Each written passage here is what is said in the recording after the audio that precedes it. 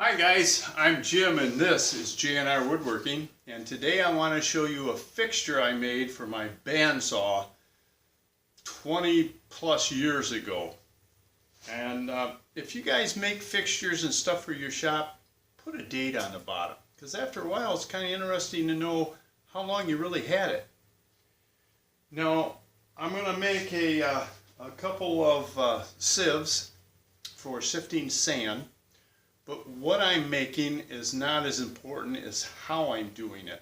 And I want to show you this fixture. You may want to build one. I've had this, like I said, for a long time, and it works great. The only thing I would do different with this, if I had to do it over, the pin that comes up out of the table is a 1/16 inch diameter drill that I actually cut off and just used the straight shank for the pin.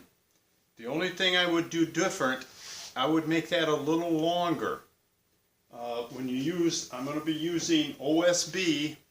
It has a rough texture, and sometimes the pin falls into a rough spot in the plywood and doesn't go in the hole that I drilled. So that's what this pointer's for. It helps me see directly where that pin is underneath the piece of wood. But let me show you how I built this and what I made it out of. Some of you newbies to the woodworking scene, I don't think have ever seen this material before, and I doubt you ever heard of it. I just called a lumber company that I deal with, and when I told him what I was looking for, he kind of chuckled and said, I haven't seen that stuff in 30 years. So let me show you what it looks like, and we'll pull the camera over here. Now all these fixtures for a bandsaw, table saw, my shaper, they all have to have these keys in the bottom. We all know how to put them in. You cut a slot, you insert it. I got screws from the top side that are sunken in so they're not in the way. The slide that controls the diameter of the circle you're cutting is captured by this little thumb screw. It's just got a little flat spot on it, and you just tighten it up with your thumb. I guess that's why they call it a thumb screw. This piece slides, I got this set, but we'll move it. It slides in and out. I can make a circle on this. I kind of forgot how small I can even, I think I could go from 2 inches up to 20 some. And I routed a slot in the back to accept this piece of 1/2 inch Baltic birch to plug this back up.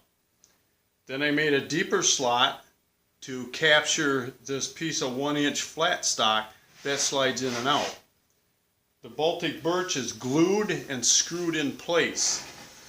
That's why I can't make my pin any longer. I can't get this apart to fix it. Now the material I made this out of is super stable. Like I said, I made this over 20 years ago, and it never changes in humidity or temperature in the shop. And what I made it out of is what they called at the time solid core plywood. Now this came off of a lovely lady's house that I had the pleasure to put in new countertops back when I was doing kitchens.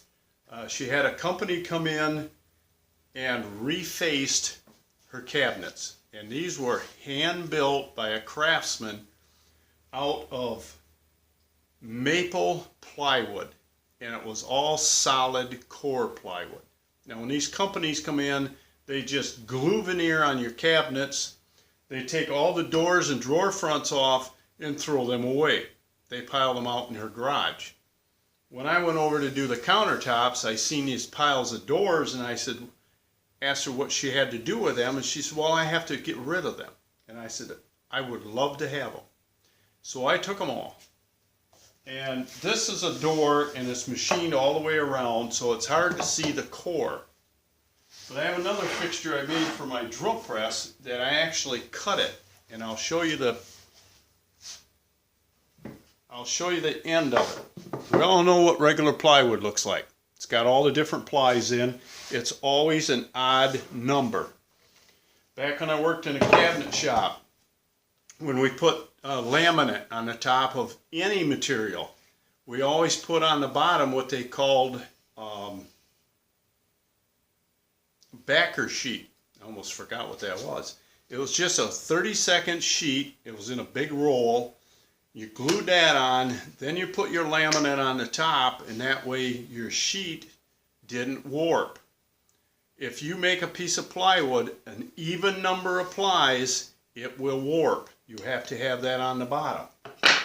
But this stuff is solid core plywood, and if you look at the edge, them are solid boards, edge glued, just like these panels you buy at the lumber company to build stuff out of. Then they put the veneer on the top and bottom. That's very stable. It's nice to work with. And only thing I use it for is my fixtures. I don't use it for anything else.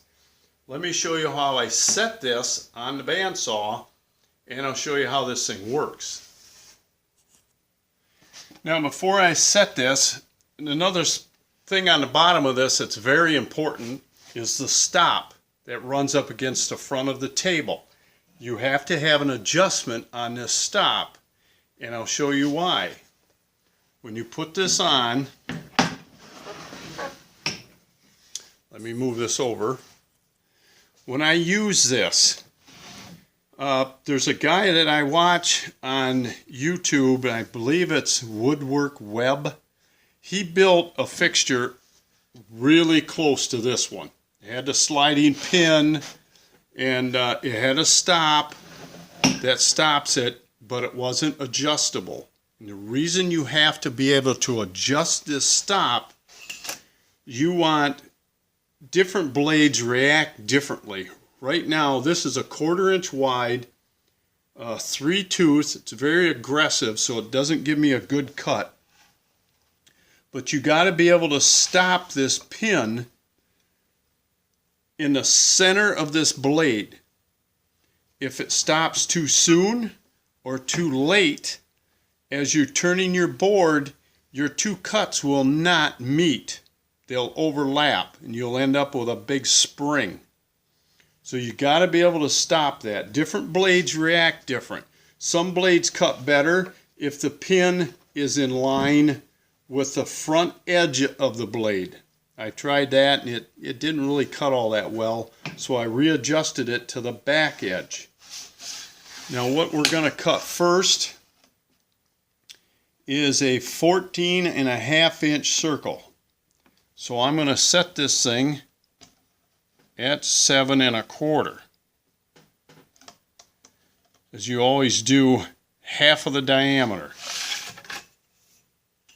Now we'll go over here and set one of these blanks on this fixture, and I'll show you what I made this pointer for. Okay, I kind of like this better. You can't see me. Now, the reason I made this pointer is this wood is so rough, it's hard to find the pin in that hole. I drill a 1/16 diameter hole through the board. And it does not have to be in the center of the board. This is, let me grab a tape. We're going to make a 14.5 inch circle, and the board we're using is 15.5 inches square. So anywhere close is good enough. On some of these fixtures these guys have, they'll put, if they're making a 10-inch circle, they'll take a 10-inch square board and put it on there, and then they'll run it in the saw. And I don't care how close or accurately you put that hole in the center, you're going to end up with flat spots on your circle. I mean, what's the point of cutting a circle if it's got flat spots on it? I'll show you how to get around that in just a second.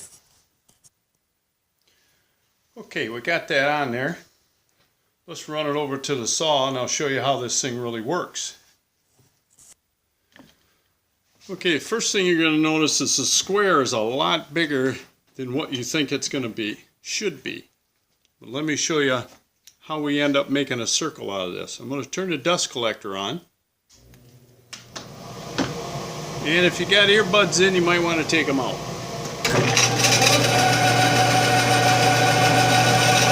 You can plunge in anywhere you want.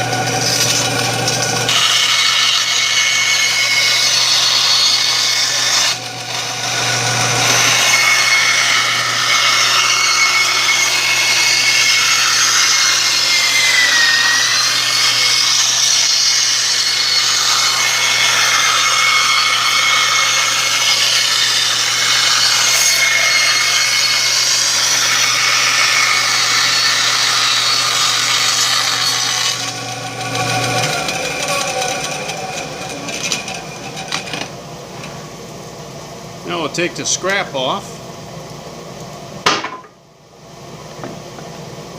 and with this setup you have a perfectly round disc with no flat spots on it.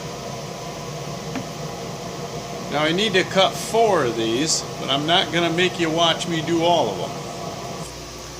Okay, the next thing I want to do is I want to cut a 12 1/4 circle, and I'm going to end up with a ring, and that's what I need is the rings. So I'm going to drop this on here, and I'm going to go cut these, and I'll be right back. I thought I'd better let you see me cut a ring, and then we'll glue it back together, the slot where we enter.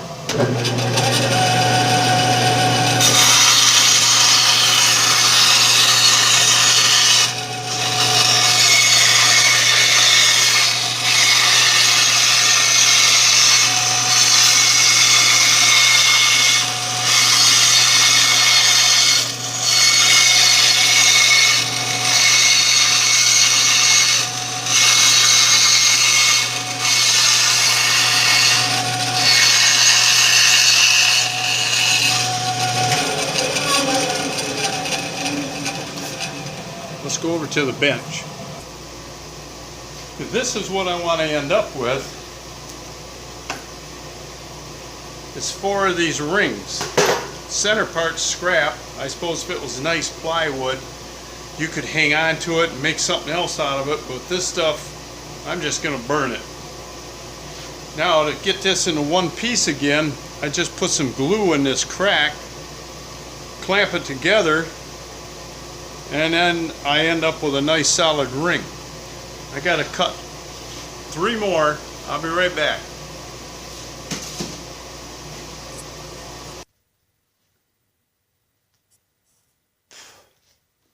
Okay, we got our 4 rings cut. 2 of them have a larger hole in the center than the other 2 do. There's a reason for that. Now the pointer I talked about is just something I got clamped to the bench. It's just a piece of scrap I had laying around, which happened to be a piece of oak. I drilled a hole in the end and put a little nail in it and kind of pointed it off. And I just position it over top the pin. Makes it a little easier to get the board on there.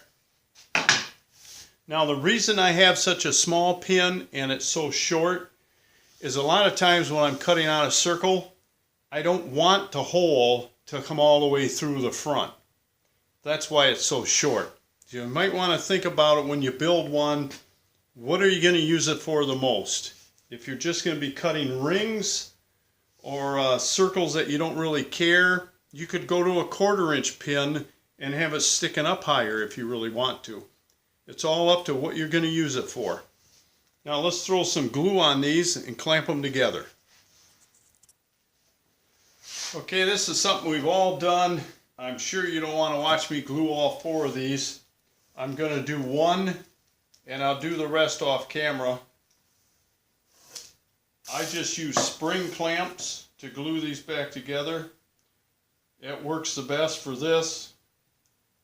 For me anyway. I guess you can use anything you want.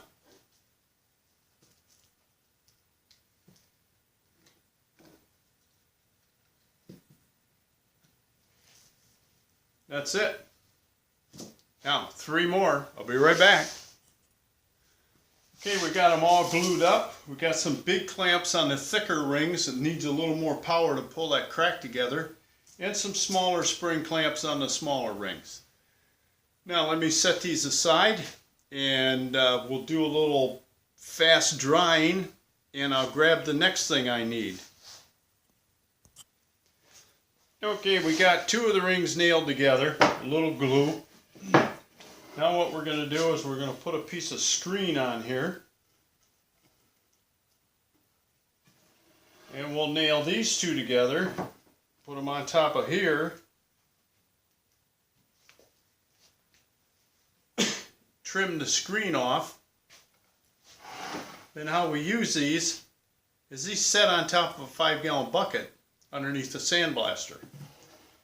And we pull the door open on the sandblaster and all the sand runs out and we strain it. We get a lot of sand with, they'll have pieces of masking tape in it because we tape the carbide together so it don't blow around inside the cabinet. It'll have actual pieces of carbide in there. It plugs the machine up. So you have to strain it every couple of days. And what we've been doing just hasn't been working well. So that'll work good at the shop, but like I said, it's not what I was doing as much as how I was doing it. I wanted to show you that fixture. It's simple to make. You can make it out of Baltic birch plywood if you want to. I'm sure you're not going to be able to find any of this plywood that I've got. So I guess that's it. If you've got any questions on that fixture that I went too fast, send me an email or put something in the description below and I answer them all. And if you're not subscribed, go ahead and subscribe. I got a lot of stuff coming up on the snapper and in the woodworking. I'm hoping to start my tiny house. I'm building my own version. That's all you see on the internet, on YouTube today, is everybody's building tiny houses. I guess I'll build my own. That'll be coming up, I hope, next. So if you're not subscribed, please do. I wouldn't want you to miss anything. And give me a thumbs up. That really helps spread these videos out and makes other people easier to find them when they're looking for something. Especially on this snapper that I've been doing. So until next time, work safe, have fun, and we'll talk to you soon.